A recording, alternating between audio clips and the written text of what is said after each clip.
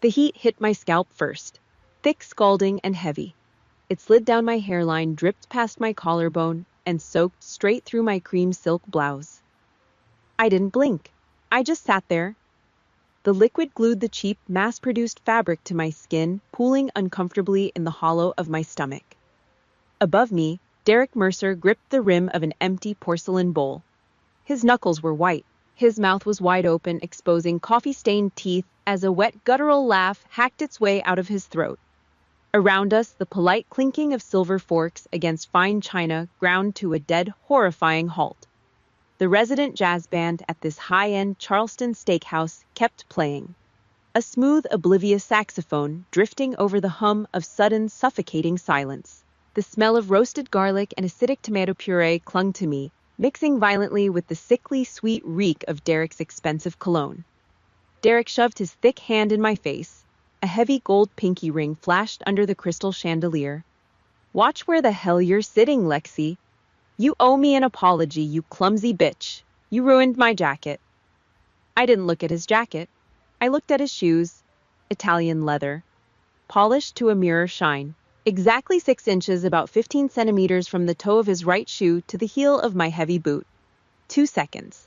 That was the exact mathematical window I needed to drop my center of gravity, sweep his left leg, and snap his knee joint completely backward.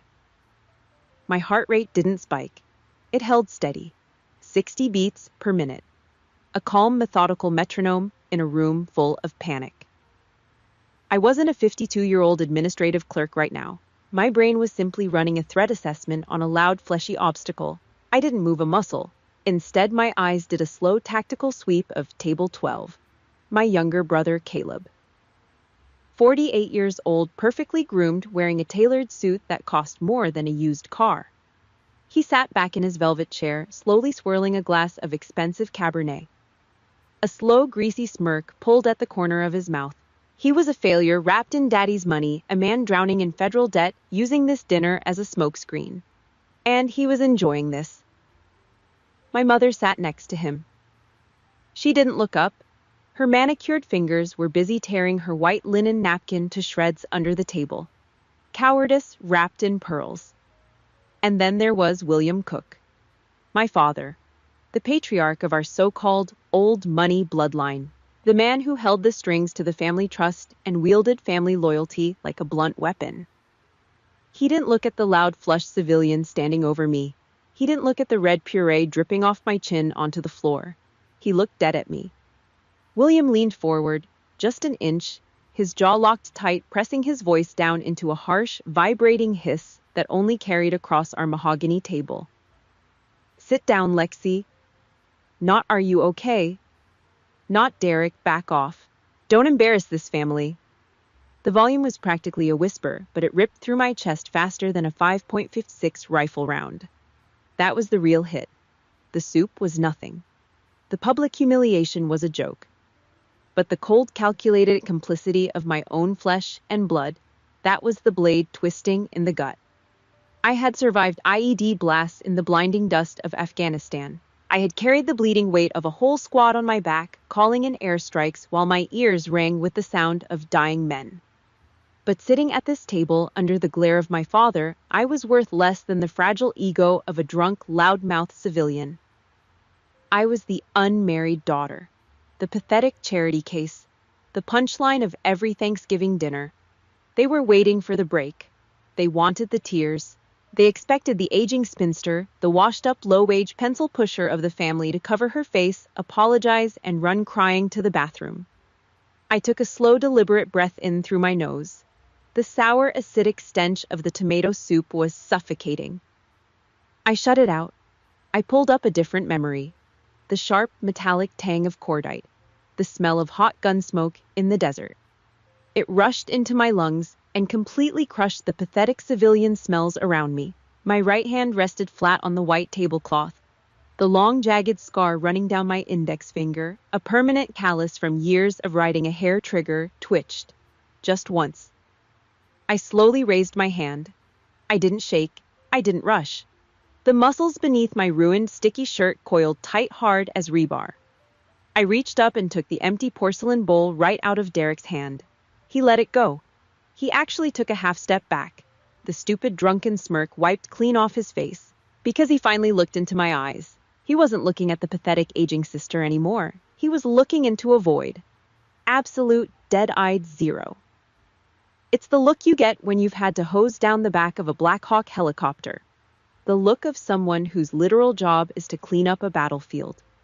He felt it, a primal animal realization that he had cornered something he couldn't comprehend. I stood up, all 6 feet of me. I didn't open my mouth to explain myself. I didn't raise my voice to argue. You don't negotiate with noise. You don't reason with dead weight.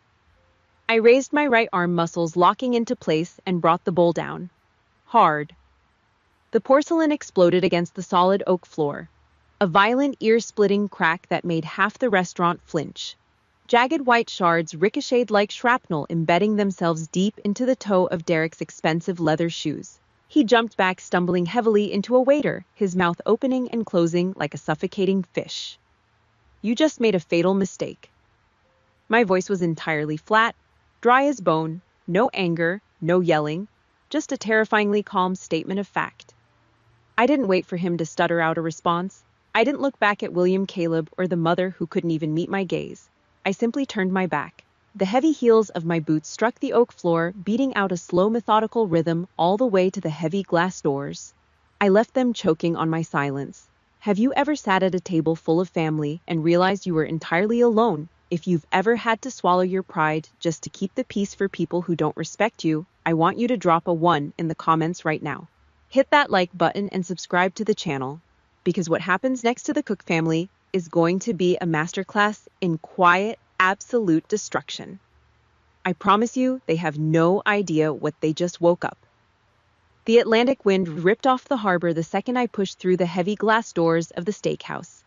It carried the smell of low-tide salt and raw exhaust fumes. The cold air hit the soaked, ruined silk of my shirt. It froze the tomato paste flat against my skin. I did not shiver. I stopped under the brass awning and let the icy wind strip the artificial heat of that dining room right off my back. The cobblestone street was completely quiet. A heavy matte black sedan slid to the curb. No headlights, just the deep, low hum of an armored V8 engine. The tires hissed against the wet asphalt before grinding to a halt. The driver's side door clicked open. Harris stepped out. He wore a dark civilian suit, but he moved like a man who had spent 20 years carrying a heavy rifle. His boots hit the pavement with zero drag. He opened the rear door for me. As I stepped toward the car, his eyes caught the red, sticky mess plastered across my chest. Harris stopped. His jaw muscles locked tight. The thick, jagged scar on his neck stretched over the corded muscle. "Do I need to go inside, Commander?" His voice was a low, ugly gravel. He did not ask what happened. He did not ask if I was hurt. He only asked if he needed to break someone apart. No. I slid into the back seat. The heavy armored door slammed shut, sealing out the wind. It is useless, Harris. In the civilian world, a slap demands a slap. In a bar fight, you throw a punch to get even. But in the United States Navy, you do not retaliate. You calculate. If someone strikes your perimeter, you do not throw a bottle. You call in coordinates and you level their entire base of operations to ash. The interior of the sedan was pitch black. The air smelled of sharp leather and gun oil. The heater blasted warm air against my freezing shins, but the chill inside my chest remained.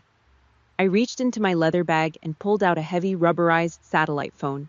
It was completely unmarked, no brand name, no civilian network carrier. I pressed the single button on the side. It rang exactly once. "Speak." Admiral Thomas Whitaker did not believe in polite greetings. His voice snapped through the encrypted line like a cracking whip. "It is Cook." "I know who it is," Whitaker barked. Background noise echoed behind his voice. Keyboards clacking. The low, intense hum of a secure military command center. "The restaurant security feed just uploaded to our servers. 3 minutes ago, a civilian physically assaulted an active-duty special operations commander. Give me a name." I stared out the tinted glass. The antique gas street lamps of Charleston blurred past in streaks of yellow light. "It is an internal family matter, Admiral. A drunk idiot with a fragile ego. I handled it." You handled a bowl of soup to the chest, Whitaker snapped. The leather of my seat creaked as the car took a hard, aggressive right turn. You hold a level 7 security clearance, Lexi. You know the protocol. The man who laid hands on you in a public space did not just touch my officer, he laid hands on a classified military asset. The United States government does not tolerate unauthorized contact with its property. I kept my voice dead flat. I broke his shoe. I embarrassed him. That is not enough. The investigation order is already signed. The Naval Criminal Investigative Service has his face. They are running his financial records right now. The machine is awake, Commander. Stay out of the way. The line went dead. No goodbye, just a sharp electronic beep. I placed the heavy phone back into my bag. I leaned my head against the cold glass. Derek Mercer thought he had poured soup on a lonely, unmarried woman. He did not realize he had just punched the Pentagon in the mouth. My apartment sat on the edge of the water. Bare walls, no family photos, no decorative pillows, just steel furniture, polished concrete floors, and a clean, sterile smell. The large windows looked out over the dark, rolling expanse of the Atlantic Ocean. No warmth, no comfort. I stood at the kitchen island. Harris walked in and dropped a thin manila folder onto the stainless steel counter. He did not say a single word. He just tapped the cover with 2 thick fingers and walked back out the front door. Military intelligence always moves faster than local police. I flipped the folder open. Derek Mercer, 45 years old. Self-proclaimed real estate developer. He liked to wear alligator skin shoes and custom suits. He liked to yell at women in public. But the paper in front of me told the real story. Derek was not just a loudmouth. He was a federal target. The Department of Defense had been tracking his dummy corporations for 6 months. Federal contracting fraud. He was skimming money off government construction bids. He was padding concrete invoices, billing the government for high-grade steel, and delivering cheap, substandard scrap. Siphoning taxpayer dollars to pay for his fancy cars and his expensive colognes. I turned the page. My finger traced down to the financial guarantor section. There it was. Caleb Cook, my little brother. The golden boy of the family. The man my father worshipped as the future of the bloodline. Caleb had signed his name on the dotted line. He was using our family trust and the old money reputation of the Cook name to back Derek's federal money laundering operation. I stared at Caleb's neat, arrogant signature in black ink. They were drowning. They were standing on a trapdoor with a noose around their necks, and they did not even know it. If Derek had just eaten his steak tonight, if he had just ignored me and kept his mouth shut, they could have kept stealing for years. The federal agents were building a slow, methodical case, but Derek lost his temper. Derek threw a bowl of hot soup, and by doing that, he forced Admiral Whitaker to flag his face in the National Security Database. He accelerated the timeline from 6 months to 6 hours. I closed the folder. A cold, hard knot of satisfaction settled deep in my chest. They dug their own grave. I was just going to stand back and watch the dirt fall in. I walked into the bathroom. I peeled the ruined silk shirt off my skin and threw it directly into the trash can. I stood under the shower, turning the water dial all the way to cold. The icy spray washed the smell of garlic and tomatoes down the stainless steel drain. When I walked back into the bedroom, my civilian cell phone lit up on the nightstand. 3 missed calls, all from my mother. 0 missed calls from William Cook. My father had made his choice. He chose the golden son and the loudmouth business partner over his own flesh and blood. A text message flashed across the locked screen. An unknown number, but the arrogant tone belonged entirely to Derek. You should have kept your mouth shut and apologized. You are nothing in this town, Lexi. You are a nobody. I looked at the glowing letters in the dark room. The corner of my mouth pulled up. It was a small, cruel smile. Out in the desert, in the burning heat of the Korengal Valley, I learned a very simple truth. The men who scream the loudest are always the ones who die first. They scream because they are terrified. True predators do not make a sound until their teeth are already in your neck. I did not reply. I did not block the number. I picked up the phone, opened the nightstand drawer, and tossed it inside. The drawer slid shut with a heavy wooden clack. I turned off the bedside lamp. the room plunged into absolute blackness. I pulled the heavy military-issue wool blanket over my chest. I closed my eyes. My heart rate dropped back to a steady resting rhythm. Tomorrow was going to be a bloodbath, and I needed to be wide awake when the first body dropped. That night, while Caleb and Derek drank red wine and laughed about their hollow victory, I slept. 8 solid, unbroken hours. My breathing was slow, even, and mechanical. The quiet, rhythmic breathing of a beast waiting for the sun to rise. The bell above the heavy oak door rang. The sound was dull, muffled by the thick air inside Talbot's rare books. The shop smelled like dry, rot, decaying paper and heavy beeswax. It was the smell of things that had survived a long time, simply by being ignored. I stood in the center of the narrow aisle. I did not slouch. My spine was a steel rod. My shoulders pulled back, my chin parallel to the floor. I did not do it on purpose. My body was simply resetting to its factory defaults. Ms. Talbot sat behind the antique cash register, 80 years old, skin like crushed tissue paper. She pushed her wire-rimmed glasses up the bridge of her nose and stared at me. She did not look at my face. She looked at my military posture. "What did they do to you this time?" she asked. Her voice was a dry rasp. "No pity. Just a flat surgical observation." I did not answer. I reached out and picked up a heavy leather-bound book from the shelf. I brushed the dust off the spine. My thumb ran over the embossed gold lettering. Ms. Talbot let out a short, harsh breath through her nose. The Cookmen have always been terrified of things they cannot control. A world where a woman is highly capable and does not ask for permission is a threat to their entire reality. William has been living in a cheap illusion for 30 years. She was the only person in this zip code who saw through the bloodline. I set the book down, gave her a single nod, and walked back out into the cold street. The morning air bit at my face. I pulled my civilian phone from my heavy coat pocket. The screen showed a new voicemail. The caller identification belonged to William Cook. I pressed play. The compressed, tinny audio of his voice scratched against my ear. "Lexi." Not a greeting. Not a question about my chest where the boiling soup hit me. Just my name delivered like a heavy, exhausted disappointment. "There is a slight misunderstanding with a federal agency regarding Caleb's development firm today. Caleb said you made a scene last night at the restaurant. He said you upset Derek. Call me back immediately. We need to clean up your mess before the Heritage Gala tonight." I stood perfectly still on the concrete sidewalk. The sheer, blinding arrogance of it. Derek poured hot food on my chest, and my father managed to twist the narrative to make me the aggressor. I upset him. It was a classic Cook tactic. Gaslight the victim. Protect the golden boy. Force the daughter to absorb the blame so the family name stays perfectly clean. My thumb hovered over the glowing screen. A weaker version of me would have called back. I would have yelled. I would have tried to defend myself. I would have begged my father to see the truth. But trying to reason with William Cook was like firing a rifle into a thick fog bank.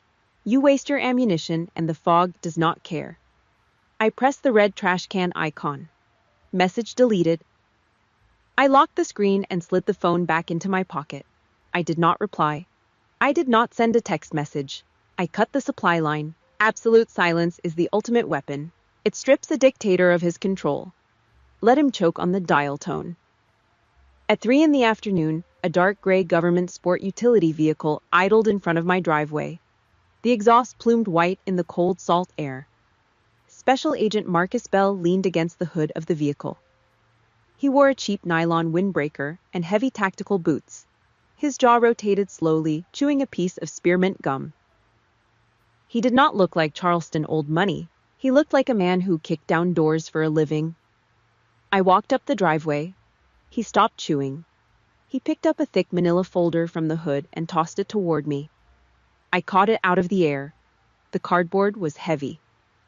"Derek Mercer just committed the stupidest crime of his entire career," Bell said. His voice was flat, devoid of any humor. At 0400 hours, Federal Cybersecurity flagged an unauthorized breach attempt on the Navy personnel database. Mercer hired a third-rate local hacker to pull your service record. I opened the folder.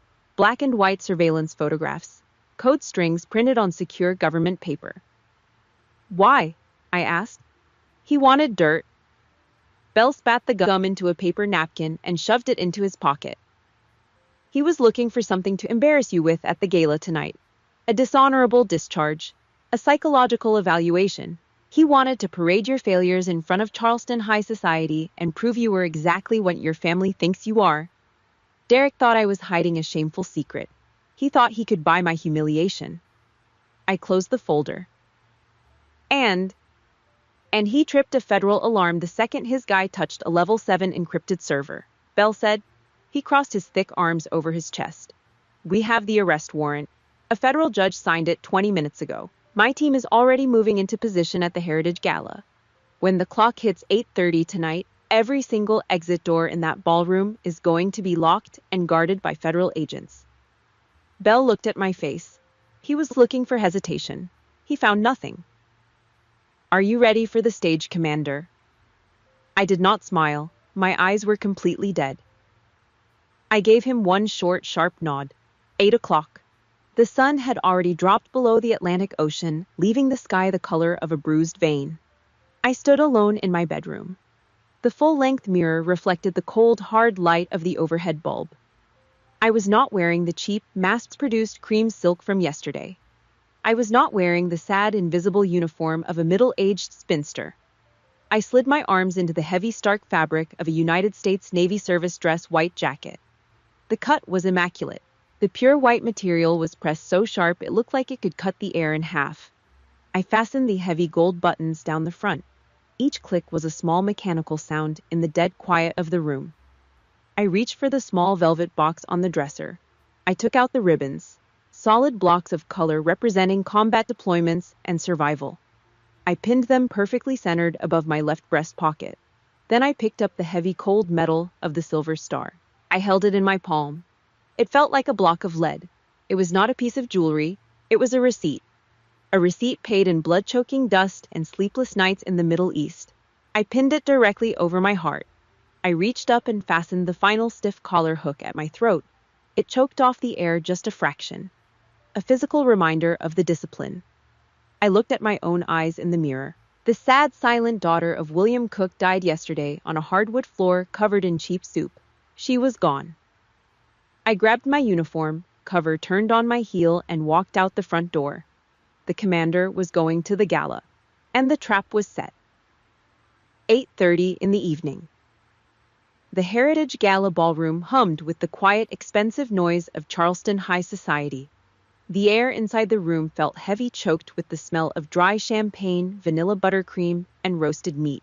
At table 12, Caleb Cook leaned back in his velvet chair. He crossed one leg over his knee, swirling a half-empty glass of deep red wine. He laughed at something Derek Mercer said. Derek sat next to him, wearing a fresh, custom-tailored tuxedo, adjusting his heavy gold cufflinks. He was completely ignoring the scuff mark on his Italian leather shoe from last night.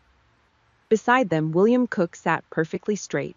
His chin was tilted up as he nodded to a local city councilman. The patriarch was in his element, holding court, the absolute ruler of his tiny, irrelevant kingdom. They were so incredibly blind. None of the men at table 12 noticed the heavy oak doors at the back of the ballroom swinging shut. They did not hear the dull metallic click of the deadbolts locking into place. They did not see the men in cheap nylon windbreakers stepping out of the shadows, standing shoulder to shoulder at the exits. The federal agents kept their hands resting naturally near their waistbands, their eyes sweeping the crowd. The trap was closed.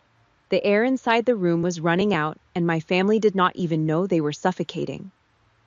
A microphone screeched, just a short, sharp burst of static. The ballroom went dead quiet. Hundreds of faces turned toward the main stage. The master of ceremonies stepped up to the wooden podium. He adjusted his silk tie and cleared his throat. "Ladies and gentlemen," the man said. His voice echoed off the high vaulted ceiling, bouncing over the crystal chandeliers. "Tonight we are not just celebrating local heritage. We are standing in the presence of an extraordinary individual, someone who made the most brutal, unforgiving decisions to protect American lives in the Korengal Valley." At table 12, Caleb let out a quiet, bored sigh. He checked his expensive watch. Derek rolled his neck, picking up his bourbon glass. They were waiting for the charity auction. They wanted to buy something shiny. the recipient of the Silver Star. The MC paused. The heavy velvet curtains at the back of the room shifted. Commander United States Navy Special Operations Lexi Cook. The ambient chandeliers snapped off. Total darkness hit the room for one split second. Then a single blinding white spotlight sliced down the center aisle. It hit me. I stepped into the light. I wore the service dress white uniform, crisp, flawless. Cutting through the dark room like a razor blade, the heavy gold buttons caught the harsh light. The silver star rested heavy over my left breast pocket, right above 3 solid rows of combat ribbons.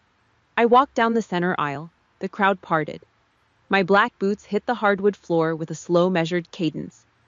At table 12, the crystal wine glass slipped right out of Caleb's fingers. It hit the floor. The stem shattered into a dozen pieces. Dark red wine bled into the thick white carpet like an open wound. Caleb did not even look down. His jaw hung open. His eyes were wide, staring at the uniform, staring at the medals. Derek Mercer gripped the edge of the table. The blood drained completely out of his face, leaving his skin the color of dirty wax. He looked at the white uniform, and his eyes widened in raw, unadulterated terror. He finally realized who he had assaulted in that steakhouse. And William Cook, the great dictator. He froze. His knuckles turned bone white on the tablecloth. His chest heaved with short, broken breaths like a man having a sudden, massive coronary. His entire false reality was crumbling right in front of his eyes. The daughter he forced into the shadows was standing in the blinding light, wearing the highest honors of the United States military. The ballroom erupted. Hundreds of people stood up. The applause rolled over the room like thunder. But as the bright spotlight hit my eyes, the sound warped. The clapping distorted. The polite cheers stretched and tore, turning into the deafening rhythmic roar of Black Hawk helicopter blades chopping through thin mountain air. The smell of expensive champagne vanished. My nose filled with the thick, choking stench of burning diesel hot sand and raw spilled blood. I was not in Charleston anymore. I was dragged violently backward into the pitch-black night of Kandahar. Dust coated the back of my throat, grinding between my teeth. The canvas of the forward medical tent whipped violently in the rotor wash. The air was chaotic. Men were screaming. Boots were running across packed dirt. And beneath it all, the weak, pathetic beep of a field heart monitor. Private Miller lay on the metal folding table, 19 years old, a kid from Ohio. His chest cavity was torn wide open by shrapnel. His blood was soaking into the sleeves of my uniform, warm, thick, and sticky. A combat medic grabbed my shoulder. His eyes were wide, panicked, reflecting the spinning red emergency lights. He screamed over the mortar fire. "Commander, we have 2 men pinned down on the North Ridge, and we have 14 men trapped inside the ammo dump. The bird can only take 1 group. We have to make the call." I tasted salt on my lips. Sweat and copper. 2 men, or 14 men. It was not a math problem. It was an execution order. The heavy, crushing weight of command pressed down on my spine, driving me into the dirt. I looked down at Miller. His eyes were rolling back in his skull. He was looking at me, begging for a miracle I did not have. "Drop the ridge," my voice cracked out dry and ruthless over the radio. "Extract the 14. Tell the bird to move." The medic bolted out of the tent. I stood over Miller as the heart monitor flatlined, a long, continuous, high-pitched tone that dug a hole straight through my skull. I left 2 men to die in the sand. I traded their lives for 14 others. I blinked. The harsh spotlight of the Charleston ballroom blinded me again. The deafening applause was still going. Men in expensive tuxedos were clapping for me. Women in diamond necklaces were wiping away polite, artificial tears. They saw a hero. I felt the ghosts of 2 dead men pressing down on my shoulders. A weight I could never put down. A debt I could never repay. I walked up the short wooden stairs to the stage. I stopped right behind the podium. I did not lean on it. I looked out over the sea of wealthy, comfortable faces. My eyes locked directly onto table 12. Caleb was shaking. Derek was sweating heavily through his tight collar. William could not even meet my gaze. He stared at his plate. It was pathetic. They measured human strength by the price of their tailored suits and the balance of their bank accounts. They wore their fake power like costume jewelry. They would never understand the cold, ugly language of survival. They would never know what it costs to wear this uniform. The medal on my chest was not a trophy. It was a tombstone. I reached up. My scarred index finger brushed against the cold metal of the silver star. I did not step up to the microphone. I did not give them a speech about bravery or family or honor. They did not earn my voice. I stood at strict attention. I brought my right hand up in a slow, perfectly rigid salute. Not for the crowd, not for the cameras, but for the 19-year-old kid who never made it off that metal table. I held the salute for exactly 3 seconds. Then I dropped my arm. I turned away from the microphone, walked down the wooden stairs, and headed straight across the floor. Toward table 12. The crowd separated. It was a physical parting of the sea. The wealthy elite of Charleston pulled back, pulling their silk dresses and tailored jackets away from the center aisle. They smelled blood in the water. I lowered my right arm and walked. My boots made a heavy rhythmic thud against the polished hardwood, transitioning to a soft, heavy crunch as I stepped onto the thick dining carpet surrounding table 12. Derek Mercer backed up. His thighs hit the hard edge of the heavy banquet table. The silver cutlery rattled against the porcelain plates. He was sweating. Thick, greasy drops rolled down his forehead, soaking into the stiff white collar of his custom tuxedo. The heavy scent of his expensive cologne mixed with the sour stench of pure animal panic. He rubbed his hands together. Fast, desperate friction. I stopped exactly 2 feet away from him. "Commander!" His voice shook. His jaw trembled so violently, his teeth clicked together. I did not know. I am sorry about last night. It was a mistake." I looked at his polished Italian leather shoes. Then I looked at his eyes. "Mr. Mercer," I said. My voice was a flat, dead line. "Your mistake was not failing to recognize my rank. Your mistake was believing a human being's worth depends entirely on the clothes they wear." Before he could open his mouth to stutter another excuse, Marcus Bell stepped out of the shadow of a heavy marble pillar. 2 federal agents in dark suits flanked him. Bell did not slow down. He did not introduce himself. He closed the distance, grabbed Derek by the left shoulder, spun his heavy body around, and forced his arm violently high up between his shoulder blades. Derek let out a sharp, pathetic yelp. The heavy steel of the handcuffs caught the light of the chandelier. Click, click. The ratcheting sound of cold metal locking down tight over bone and flesh echoed through the dead, silent room. "Derek Mercer." Bell set his voice flat and utterly bored. He patted Derek down with rough, practiced hands. "You are under federal arrest for contracting fraud and wire fraud. You have the right to remain silent. I highly suggest you use it." Derek's knees completely gave out. His survival instinct simply collapsed. The 2 federal agents caught him under the armpits, hauling his dead weight back up. They dragged him backward.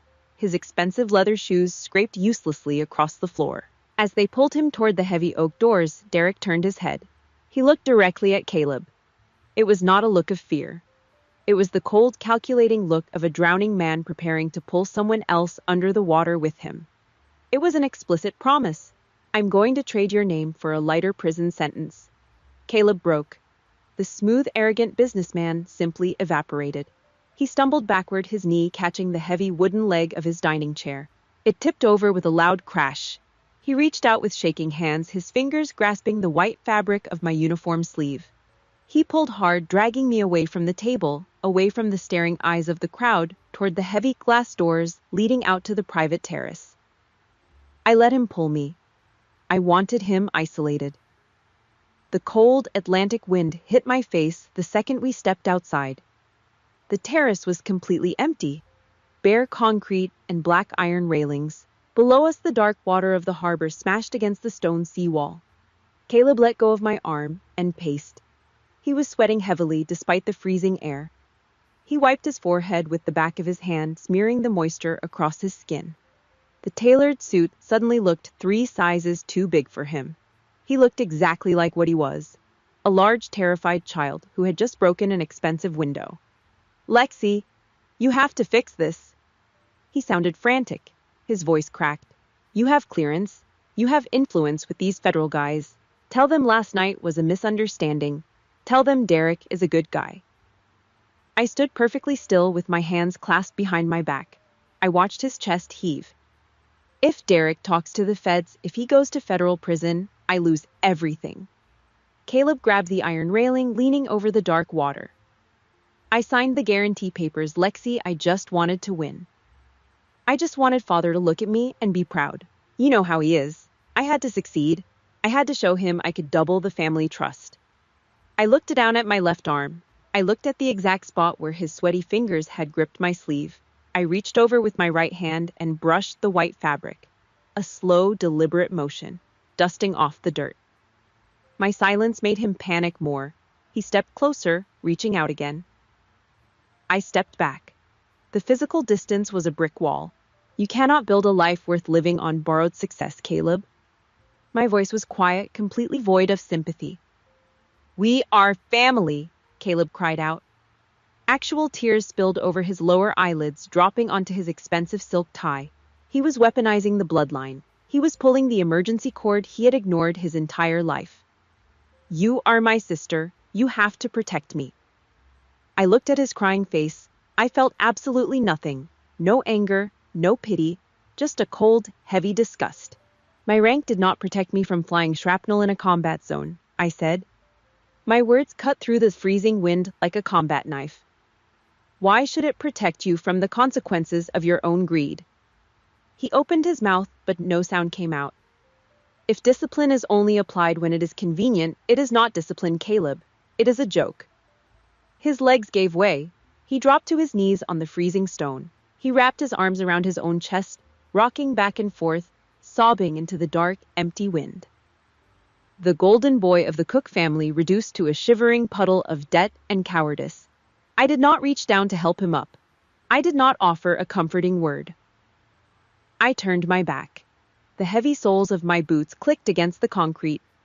I pushed the heavy glass door open and stepped back into the warm, bright light of the ballroom. The game with the children was over. I looked across the room. Sitting perfectly still at table 12, staring at the empty chairs of his ruined legacy, was William Cook. I adjusted my collar, squared my shoulders, and started walking.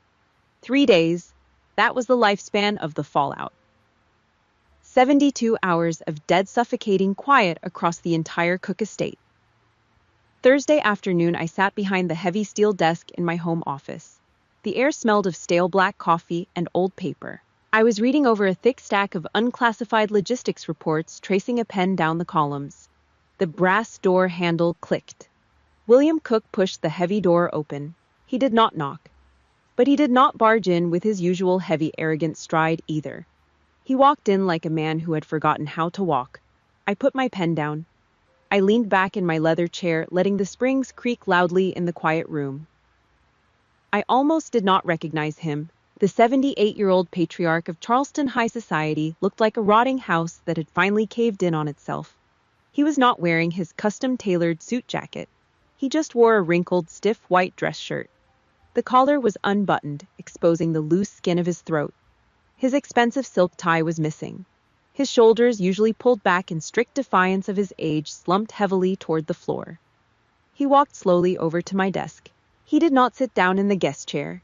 Instead, he planted 2 shaking hands flat on the edge of the cold steel surface, leaning his entire body weight on his wrists. For the first time in my entire life, my father did not look down his nose at me. He looked at me eye to eye, dead level. "When you packed your bags and left for the Navy," William said. His voice was a dry, ugly rasp. It sounded like heavy grit sandpaper scraping against a concrete block. He swallowed hard, his Adam's apple bobbing as he struggled to pull moisture back into his throat. "I called it a refugee camp for losers. I told the family you were running away because you couldn't hack it in the real world." I did not interrupt him. I just watched his knuckles turn white against my desk. "I didn't say that because I looked down on you, Lexi." He closed his eyes. The deep, weathered wrinkles around his eyelids tightened. "I said it because the second you picked up that heavy canvas duffel bag and walked out the front door. I knew. I knew you were braver than I ever was." I kept my spine pressed firmly against the back of my chair. Absolute silence. I let his confession hang in the air, heavy and awkward in the sterile room. I did not offer him a polite out. William opened his eyes. He stared down at the wood floor between his expensive shoes, his chest hitched, a short broken intake of air. I forced Caleb to be flawless, he whispered, shaking his head. I pushed him until he broke. He became a fraud and a criminal just to impress me. And I forced you to disappear into the background. I treated you like absolute dirt. And you became a general. Then it happened. A single drop of water spilled over his lower lash line. A hot, heavy tear rolled down the deep creases of his cheek. It hit the collar of his wrinkled shirt, leaving a dark, wet spot on the white cotton.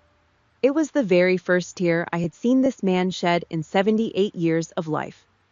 The great untouchable dictator of the Cook bloodline was standing in my home office crying. I don't know how to look at you and say I'm sorry. William choked out, his voice cracking violently in half. Because I can't say the words without admitting that my entire life, the way I built this family, was a complete lie. I sat there. I looked at the old broken man leaning over my desk. When I was 20 years old, sleeping on a hard, narrow rack in a humid barracks, I would have killed for this exact moment. I spent 30 years starving for this apology. I wanted to hear him admit he was wrong. I wanted him to see my worth. I wanted to watch him bleed. But looking at him now, I felt nothing. No triumph, no lingering anger.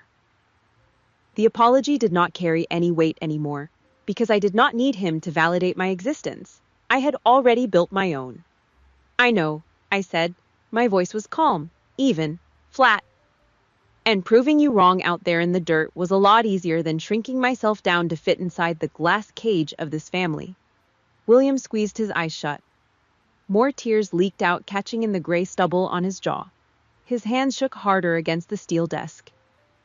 Can you ever forgive me? He asked. The question was a pathetic, weak whisper, the sound of a drowning man begging for a life raft. I looked at him. I did not need to think about it. I stood up. I walked around the edge of the heavy desk. I stopped right next to him. I lifted my right hand, the hand with the deep scar running down the index finger, and placed it flat on his shaking shoulder. The fabric of his shirt was damp with cold sweat. Yes. One word, one single sharp syllable. It cut the heavy steel chain of 34 years of hatred and resentment clean in half. I forgave him. Not because he earned it. Not because his tears wiped away the way he let Derek treat me in that restaurant. I forgave him because holding on to his failures was exhausting. I refused to pack his garbage into my sea bag and carry it for the rest of my life. I was dropping the dead weight right here on the floor. 3 months later, the October wind ripped violently across the Charleston harbor. The air was sharp, smelling heavily of salt, dying leaves, and the raw diesel exhaust from the cargo ships pulling into the port. I walked slowly along the concrete seawall. My heavy boots crunched against the loose gravel. 50 yards ahead of me, the Cook family walked in silence. The federal indictment had completely gutted them. Caleb was barely recognizable. He had lost 30 pounds. The tailored suits and silk ties were gone, replaced by a cheap canvas work jacket, heavy denim, and scuffed boots. His hands were blistered and raw. He was working manual labor at a local shipping dock, trying to pay off the massive federal restitution fines Derek had pinned on him. My mother walked quietly beside him, her head down, wrapped in a plain wool coat. William Cook walked a few paces behind them. He carried a wooden cane now. His heavy, dominant stride was permanently gone. He stopped walking. Under the harsh amber glow of a tall street lamp, William turned around. He leaned heavily on his cane, looking back down the concrete path. He saw me standing there. The freezing wind whipped my dark coat around my knees. We stared at each other through the thick sea spray. William shifted his weight. He slowly raised his right arm. He straightened his elbow out, pulling his shaking hand up toward his forehead. It was a terrible salute. His elbow sagged way too low. His fingers were loose and curled, not pinned flat. His thumb stuck out awkwardly. It was clumsy. It was wrong. It was the awkward, flawed gesture of a civilian who had never served a single day in his life. But it was the ultimate bow of a defeated king. It was complete, unconditional surrender. I did not smile. I did not wave. I stood at absolute attention. I snapped my right hand up to the brim of my cover. My fingers were locked perfectly straight. My forearm formed a flawless, rigid 45-degree angle. A razor-sharp textbook military salute. I held it for exactly 2 seconds, acknowledging the surrender, respecting the dead war between us. Then I snapped my hand down. I turned around and walked away into the cold October wind. I did not look back. The war was over. Noise and arrogance always lose to the silence in the end. You just have to wait them out. Have you ever had to walk away from toxic family members to protect your own peace? If you know exactly what it feels like to finally drop that heavy baggage and step into your true power, drop a 100 in the comments right now. I want to see you. Hit that like button, subscribe to the channel, and keep your head high. I will see you in the next story.